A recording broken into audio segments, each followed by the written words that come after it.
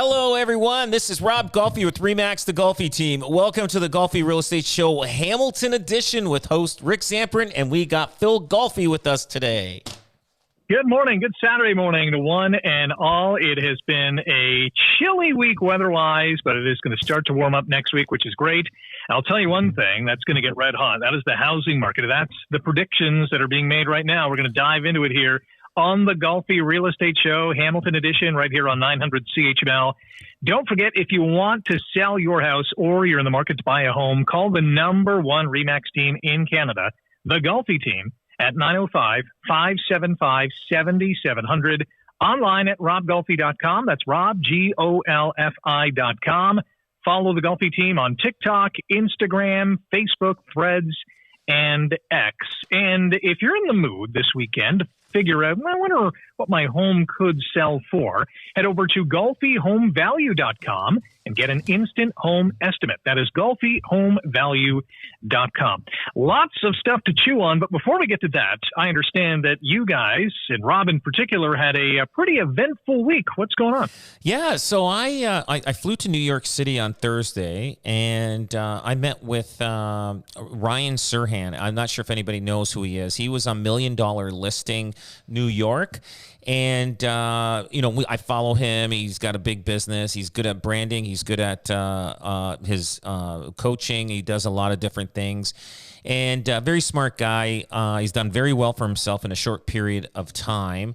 And, so we met with him with a few other people. There's about 10, 12 of us in his office, and beautiful place. And I guess it's a section of New York City called Soho. I never been to, and I walked around there. It's like a trendy, artsy area of New York City, yeah. Yeah, very, very nice. I had a good time. The guy was, I'll tell you, he's a lot taller in person than he is on TV. So I even said that to him. I go, wow, you're a lot taller than you are in person. But otherwise, the guy is very smart. He was made for this type of business. And, we learn off each other. He gives us our, scenarios, things that are happening. And he had a tough year last year, just like everybody else did when with the real estate sales. But enjoyed it very much. Met with some other top realtors in the U.S., which we exchange ideas. I learned a few things after we met with Ryan. We went to an Italian restaurant right next door to his office. And we sat there and for a couple hours just, exchanging ideas and stuff that we do. And it's amazing how much you learn when you go in to somebody else's city or you get together with a bunch of realtors. And the thing is, I'll tell you, it's amazing how far advanced the U.S. is compared to Canada. And I think part of my success is because I do meet with a lot of fellow realtors in the U.S. and learn from them, and that's I think that's a big part of my success in this business. I just think they're about 2-3 years ahead, maybe even more in technology and doing different things, and that keeps me ahead of everybody. By the time the agents locally in Ontario or even in the Golden Horseshoe see what I do, I'm already on to the next thing, and they're just starting what I just finished. So it's like they're getting the used car from me, and it's like I drove the car for 3 years. Okay, you can have this one, you can drive this one, but you do. I do learn a lot, and it was a lot of fun. And I just went for the day, just flew in the morning and flew back at night. The great thing was I didn't have to put no carry-on luggage. I didn't have to put I just walked on like I was taking the bus to the downtown. You know what I mean? It was just get on the plane and get off the plane. So it was good. I enjoyed it very much. Traveling without luggage. That is the way to do it. And when you say that the U.S. is far advanced, I know you spoke about technology and I guess the way they do things. Are some of the things that they do down there, is it just not done here for a simple reason, or is it too complex to employ up here? What are the reasons? Yeah, the technology's down there. I think it's just that because they're a bigger population, they got more money. Yeah, they run their real estate teams more of like and we've developed into that, but more of a corporate structure, more of bigger leadership teams, more support systems, and then on top of that, these technology companies that, which are mostly developed in the U.S. are able to, market toward them and get them on board. And then eventually they develop their platform to make it work in Canada as well. And a lot of the technology companies that we use and platforms that we use are U.S. based, technology. Yeah. So a lot of them were developed in the U.S. A lot of the high end U.S. real estate teams hop on board, and then we hear about them through the grapevine, and then we're in hopes that they'll develop a platform that's suitable for Canadian real estate teams, and that's a lot of the stuff that in terms of we've seen. And a lot of times, a lot of these American technology companies, they beta test with us sometimes just because, we've got HST. Like, I'm just giving you one example, but our laws and regulations are different, and so they let us use their technology, and they learn from us, so we can say, you need to do this, you need to do this to make it fit for the Canadian version. And so a lot of times we're like the beta test, but again, we're not the mass. Like us as the Golfi team is not the mass that the majority of the people would use, because there's not a lot of big teams like us out there in Canada. In the US, I mean, they've got 350, 400 million people, and there's a lot of big teams out there. And so our structure is totally different than the mass of realtors. A lot of realtors work independently by themselves, and they don't. Our format of doing things is not quite what they would be able to use anyway. Mm-hmm. Was that trip that you took, did you get a sense of, in the discussions you had, where the industry is going in the next few years?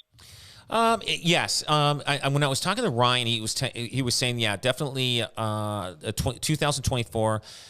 He felt the outlook is going to be good, and I think it's a combination of, yes, it's going to be good, but yes, the public persona is it's going to be good because they want it to be good. Right. So it's all about mindset also. And everyone wants it to be good. Everyone wants it to bounce back. That's right.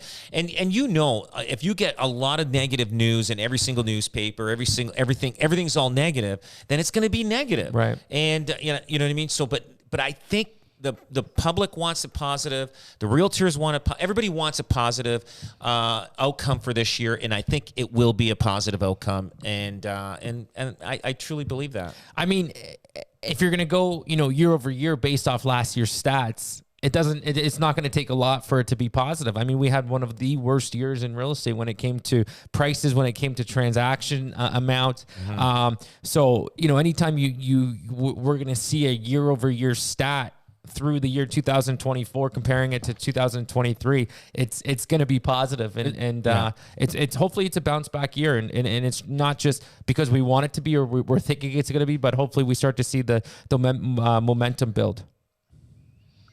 Dealing with contractors, I can feel a story coming on here. Tons. Yes. So I've got 3 renovations going on right now simultaneously. Okay. 2 of them are going like clockwork. And it's because I hired really good people. They're a little more expensive than your average contractor, and I don't have to babysit them. But the one that I have left over that we're finally finishing up, yes, you got to babysit them. And we call them every single morning. Okay. If I don't call them, they're not coming. And you know what it is? Really? They take too many jobs on, and they try to please everybody a little pieces at a time. So anyway, so we called them. One day we had all 6 contractors there working, and they were like stepping all over each other. I said, hey, listen, I need you guys here, and you can't leave.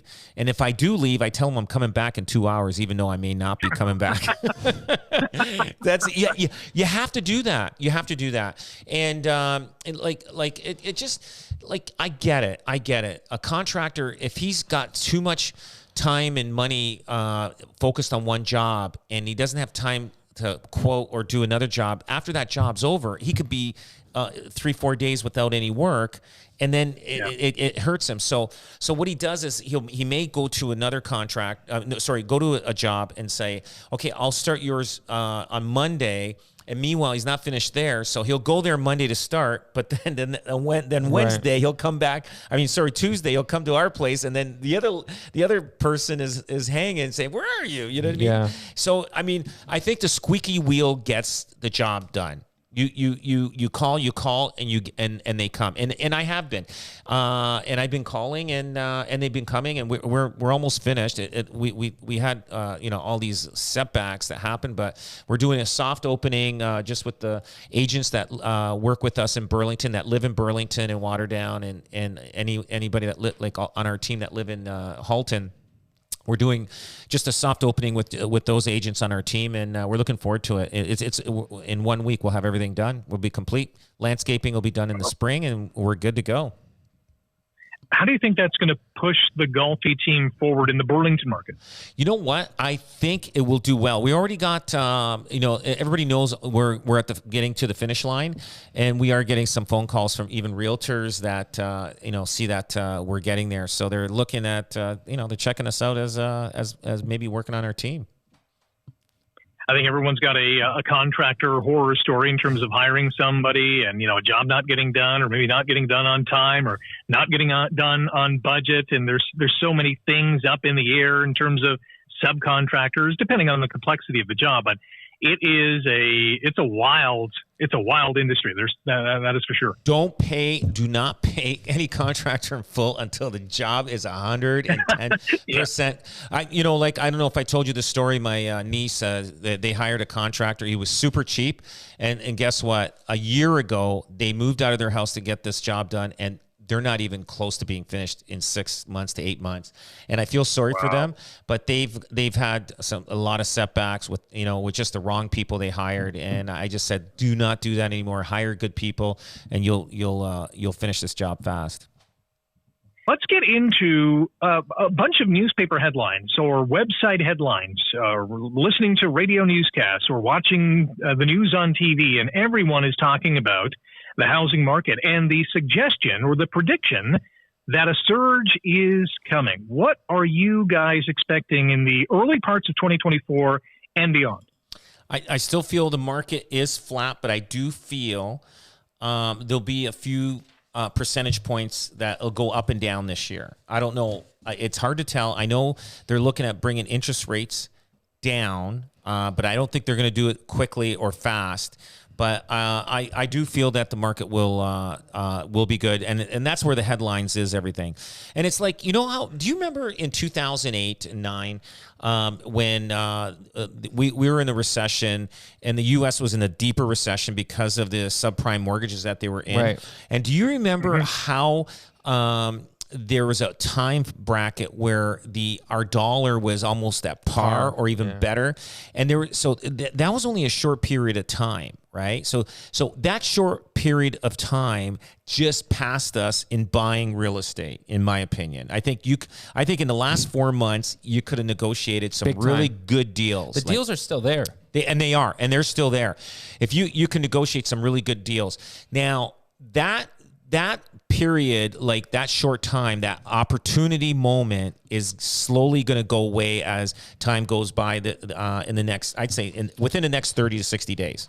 It's the people right now that are just trying too hard to time the exact market, and they're waiting for the exact time to jump right in and do it and commit to it. And when you're trying to be too perfect, sometimes it passes by you. Right. And it's not going to pass by you as it did in 2022, where the market completely took off and went for another surge like this is suggesting.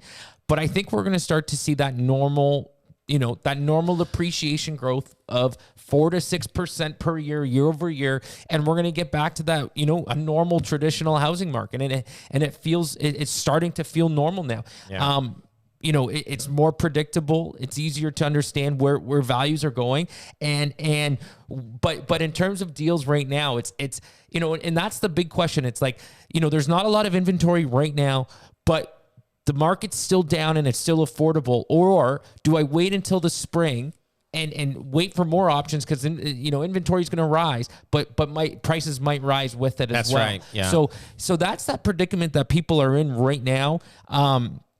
And it's like, well, I want to jump in. I'm ready to go. You know, I'm pre-approved. I have everything ready, but there's just not that house that I've fallen in love with yet that's on the market. But I'm hoping it comes up soon.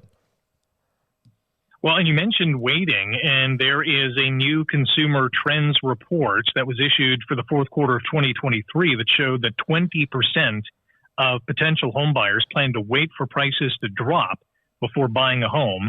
21% intend to wait for interest rate cuts, and the number planning to sell their homes has gone up to 12% in the fourth quarter. That was from 10% in Q3. And it has me thinking, and this is why I asked the question about, you know, where do you see 2024 kind of going? Because over the next couple of years, experts are predicting that the Bank of Canada, obviously this year, probably going to lower interest rates maybe 2 or 3 times.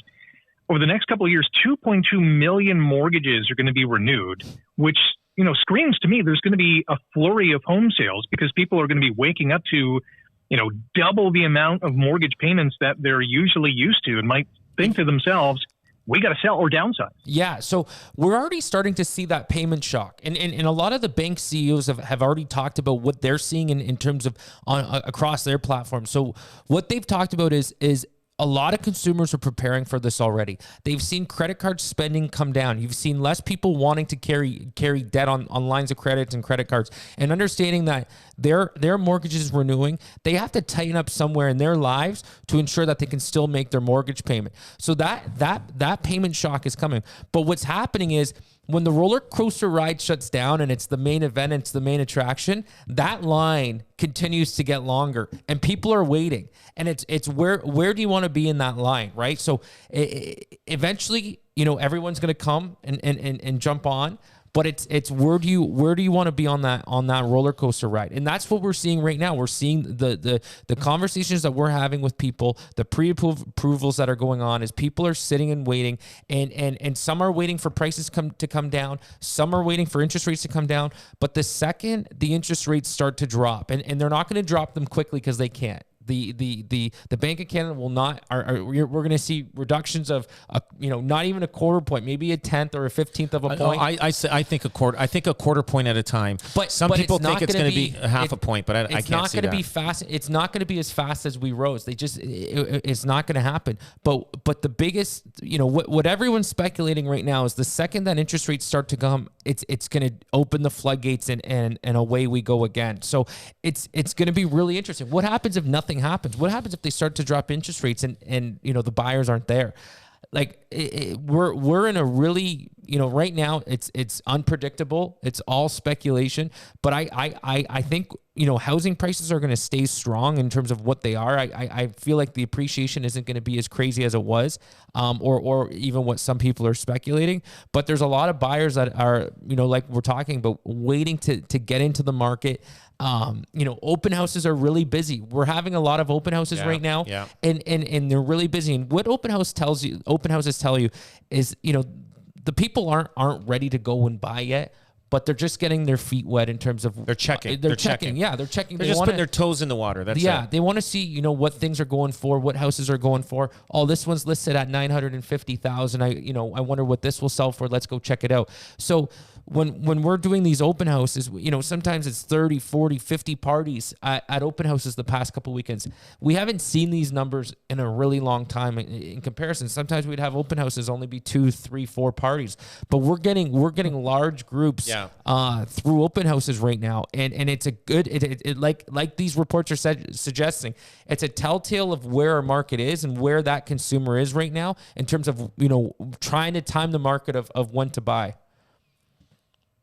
Back to this consumer trends report, which another stat I found interesting was that, with inflation cooling, interest rates at least stabilizing, 8% of renters, and this is nationwide, this is not just Hamilton, but 8% of renters are planning to look for a home in the next 12 months compared to just 6% in the third quarter.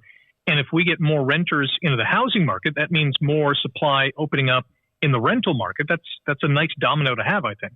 It is, and you know what Hamilton did years ago is they were giving the down payment to renters to buy a house so that they can actually have more rental homes or units in the Hamilton area. So basically, they say, hey, if you qualify, we'll give you the down payment, and if you keep the house for 20 years, you get to keep the down payment. But if you sell it before, we get our down payment back.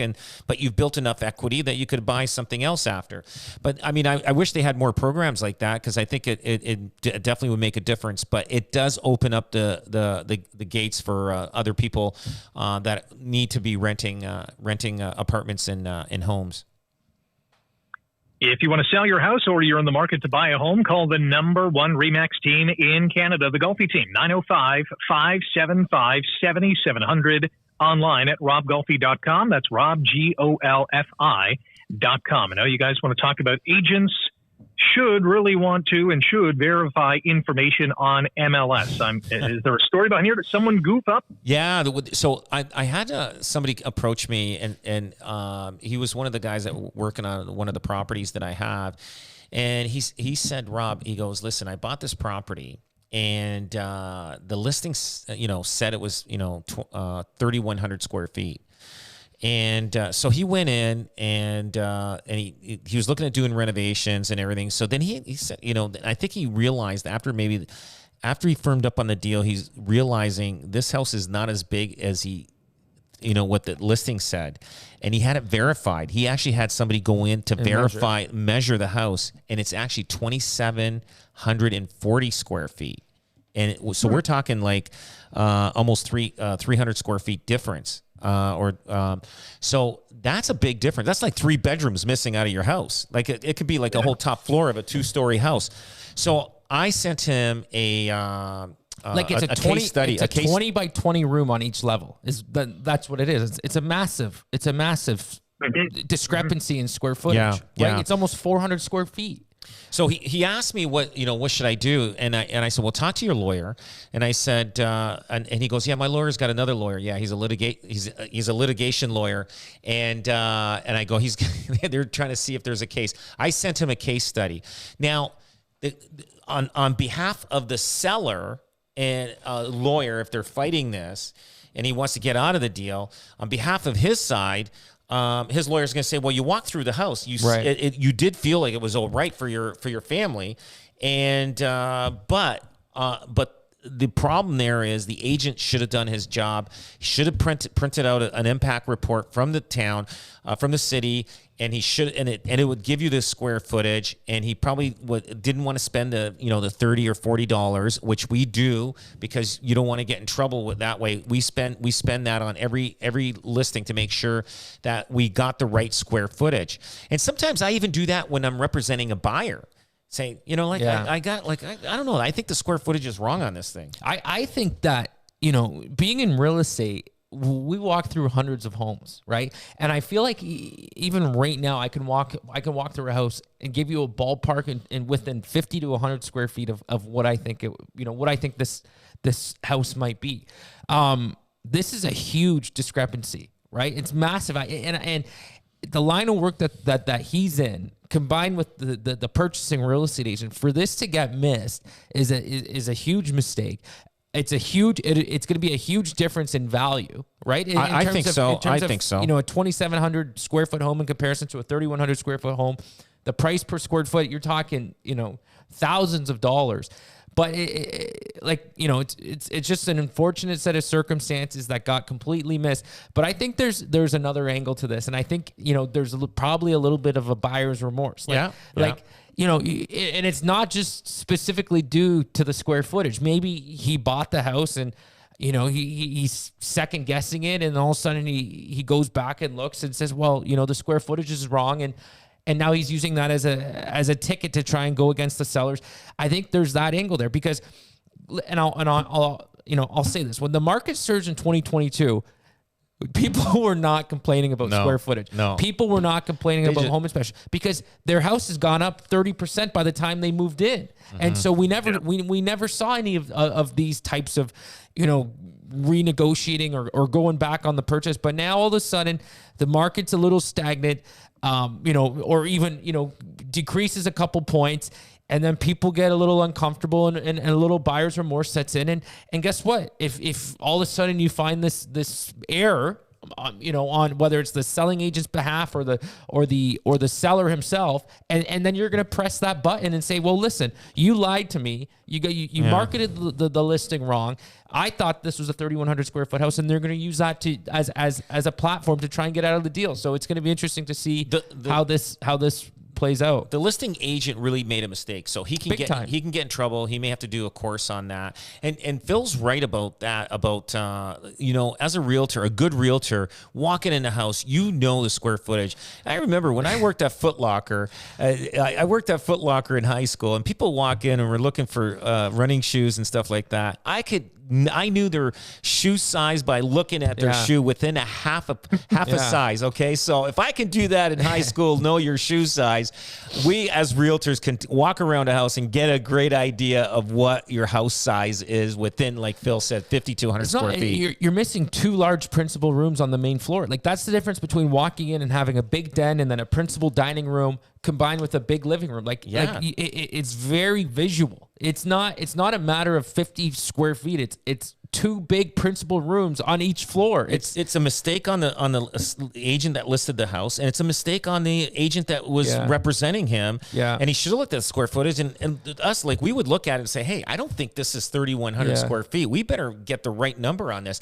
And you know what? I would have printed out a report to verify that square footage. Yeah. But anyway, they're a bit of in a bit of a jam. Whether I think they want to go forward with this, or they want to or hold back on money on closing, or actually renegotiate. Apparently, they already tried to renegotiate. Yeah. The sellers aren't doing it. Well, it just leads into a massive domino effect, right? Because that person selling the property has already gone and went and bought another property. The proceeds of those funds, like the proceeds of sale, are going towards it's a massive domino effect. It's unfortunate in terms of what's going on in these people's lives right now, and it sucks, right? It sucks for every single person involved. You just wish this mistake didn't happen. One more question regarding, agents should really verify information on MLS, and you pointed to an example where this agent responsible for the buyers, representing the buyers, they're purchasing a home, didn't check the information closely. It was a 2,700 square foot house. It was listed at 3,100 square feet.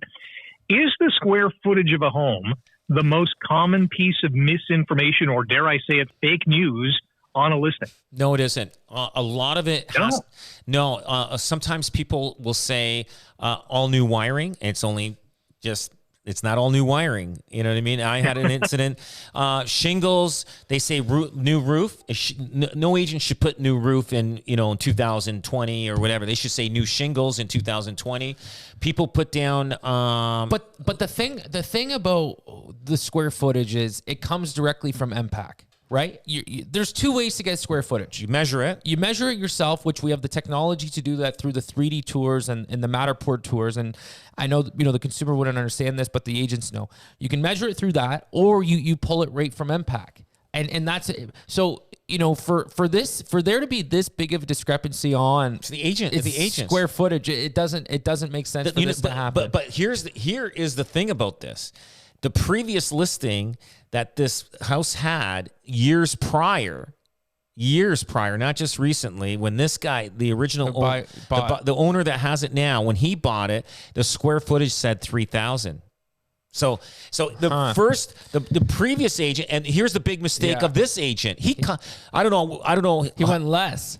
No, he went higher. It was less before. Yes. So, but not only that, on the listing it says square footage was verified by owner. So here's what happens if there's a lawsuit. The owner's going to say, "I didn't put that. Yeah. I didn't put that." He's going to point the finger. It's the Spider-Man meme. Yeah, it's everyone's pointing at each other. Yeah. But Rick, in my opinion, square footage is one of the biggest factors that's going to associate to price and value. right? One of the biggest factors. It's square footage. It's when was the house built. Those are probably, two of the most important things in terms of taxes. And taxes. Yeah. Those are three of the most important things that you can put inside a listing in terms of data. That's what people want to know. That's what everyone asks. I'll give you a perfect example. One agent, what he did was he copied a previous listing. It was a townhouse complex, and it said cable is included with this house. But that's smaller. No, it is smaller. But guess what that agent had to do? Pay for the cable for the next 5 years. But here's the thing. but here's the thing. The homeowner should like be upset and find out, say, why didn't like the agent should have verified it, because now the homeowner's going through the headache that his house may not close, and he's probably and he's got another purchase on the other end. So, we'll throw a little conspiracy. Was the homeowner pressuring the agent? Yes, I bet you it was, and maybe lied to the agent in terms of the square footage to try and get more value for the house. Guaranteed. Right? I'll tell you, a lot of times when we go to someone's house and they say this is the square footage, and then I'll pull out the impact report there. Your square footage says it's let's say 2,000 square feet, and he's saying it's 24 or 21 or whatever. Yeah. I will not put. Right,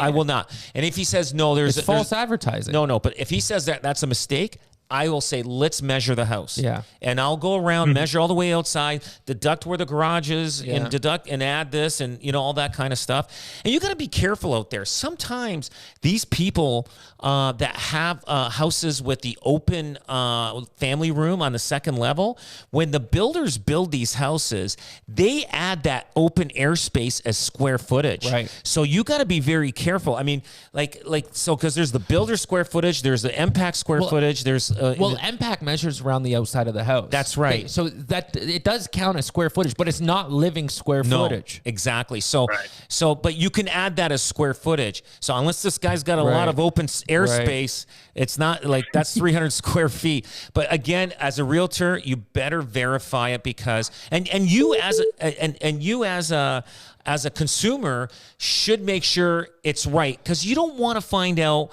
a month before you're moving, you got your other house, now your square footage is wrong, now you got the headache to deal with legal stuff, and it just becomes you're moving is the one most stressful things in the world, next to having a baby and next to going through a divorce and all that kind of stuff. But everything else, it is very stressful. You don't need that, and you make sure you get the right agent to represent you, to make sure that all the information is correct. But I think it's important to know this guy, the buyer, still wants to close on the property. He still wants it. Yeah, but he doesn't want to pay the price that he paid. He doesn't want to pay the premium price that he would have paid for a 3,100 square foot house, after understanding that it's only $2,750 or whatever the number is, which I completely understand and I completely agree. I wouldn't want to do that either. New legislation coming to Hamilton will force property owners to apply for a special permit for their rentals at a cost of $715 per unit when seeking a provincial N13 notice, which is ending a tenancy due to a desire to demolish, repair, or convert a rental unit. So City Council is looking at the issue of renovictions and are saying, okay, landlords, if you want to make renovations and want to force your tenants out, you must apply for this license. What do you think of it? I think I get it, and I understand it is a good thing for tenants, but here's the problem. Now you're getting somebody else involved in the city that's going to make a decision whether you need this renovation. So you've got problems in your bathroom, you got problems in the kitchen, it needs to be gutted, and the city says, no, it doesn't qualify, and now you're forced to have a unit that is going to deteriorate and deteriorate other units in the building. I feel this is it's good, and I don't know, like good landlords, they will take care of things and do things, and what this has brought to is that because of housing and everything's gotten so expensive, and we're talking about baby boomers, when they had properties, they had tenants. If the tenant paid on time every month, the landlord never raised their rent, and they probably, like, there's tenants out there that've been paying the same rent for 15 years and not one increase. But now we're being forced to raise rents because a lot of things, because of Taxes, interest rates. Taxes, interest rates, but the landlord didn't mind. He says, listen, I don't have a mortgage on here anymore. I just collect this. This just pays for, this and that. But because of all the things that are happening with tenants being like, if you want to sell the place, they say, well, I'm not moving. It takes 10 months. Guess what? It's forced me to raise rents on all the properties. I was one of those guys that says, hey, as long as you pay the rent, you don't have to worry about it. I'm not going to increase it. Well, guess what? I increase it because what's going on with the tribunal, the landlord-tenant board. That's why I'm raising the rents every year. Here's what's going on.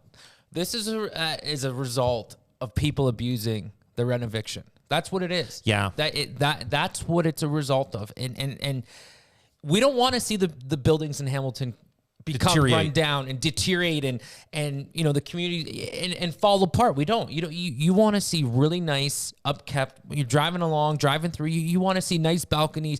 You want to see the nice buildings. But here's what's going on right now. The baby boom population.